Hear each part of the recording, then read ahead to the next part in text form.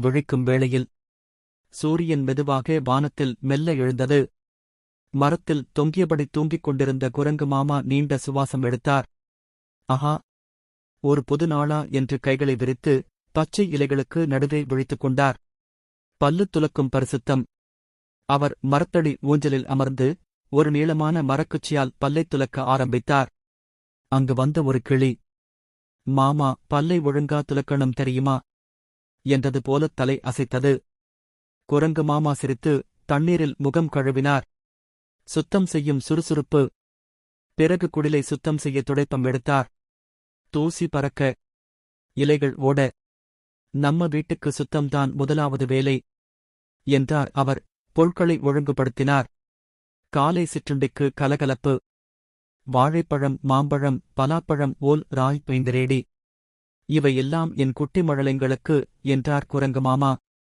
அந்த நேரத்தில் ஒரு குட்டி மரநரி ஓடி வந்து, மாமா எனக்கு ஒரு பழம்.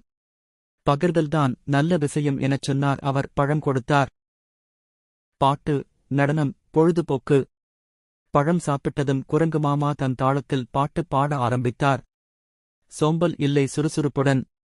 காலை வேலை முடிச்சுடு. பாட்டுக்கேற்ப மயில்கள் ஆடின.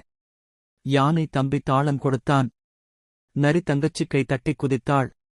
சிறு கலைப்பணி, பெரிய அறிவுரை. கடைசியில் மரக்குச்சியால் ஒரு சிறிய மரச்சிலை செய்தார். பாருங்கப்பா, இது என்ன? நம்ம மாதிரி புன்னகை பூத்த குரங்கு. அவரது அறிவுரை, ஒவ்வொரு காலையும் ஒழுங்காய் வாழ்ந்தாலே வாழ்க்கை இனிமைதான். முடிவில் இதுவேதான் குரங்கு மாமாவின் காலை வேலைகள். சுத்தம், சாப்பாடு, சந்தோஷம், பகிர்வு எல்லாம் இந்த மாமாவின் நாளில் சேர்ந்தது. நம்ம நாள் நல்ல நாளா இருக்கணும்னா காலையே இனிமையா தொடங்கணும் என்றார் குரங்கு மாமா ஒரு முத்தமிட்ட புன்னகையுடன்.